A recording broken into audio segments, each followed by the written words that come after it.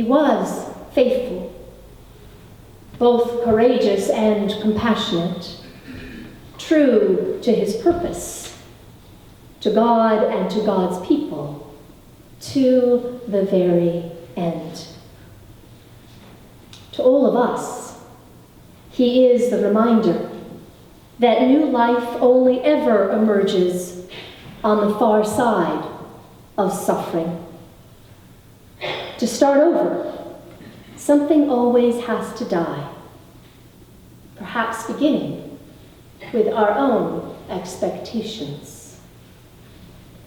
Which leads me to ask another question, not just who is this, but who are we? Having heard the stories, witnessed the signs, confronted the risks, who are we this Palm Sunday?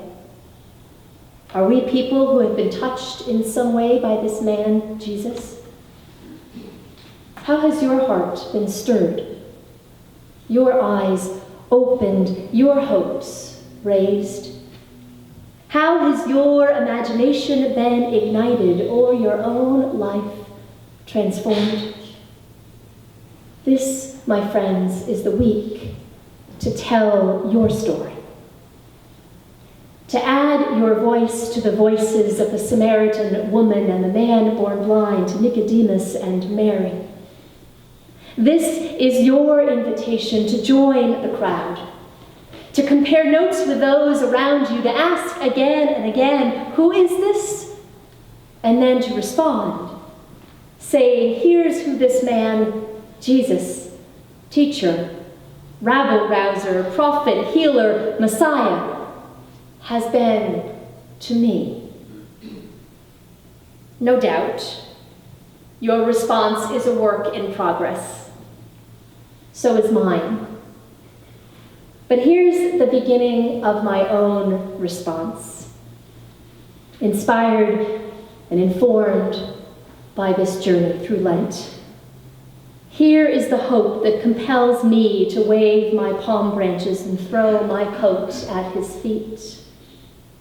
Jesus is the one whose coming means that compassion is returning to a world bereft of kindness. That children will finally get their due even though they're too young to vote.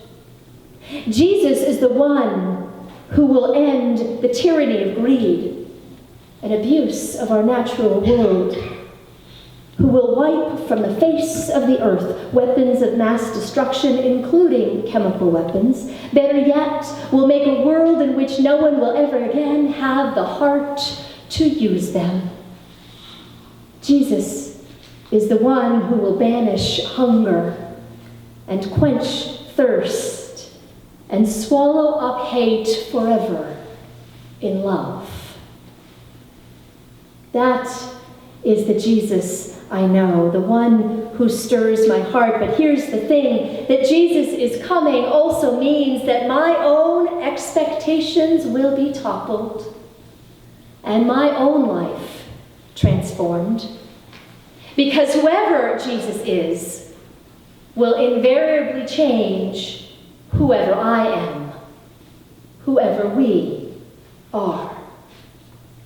Knowing that, I step out into the crowd, praying that this march will make me just a little more compassionate, a little more courageous, a little more able to share the world's suffering as Jesus was determined to share the world's suffering. This, my friends, is no easy prospect.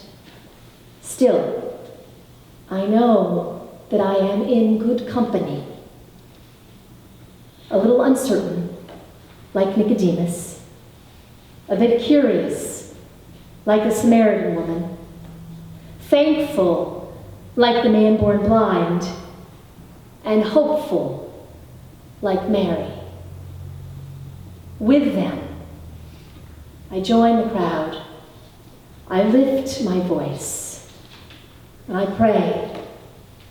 I watch and I wait for all that I might expect and all that I possibly cannot expect. Will you join me on this walk towards Jerusalem?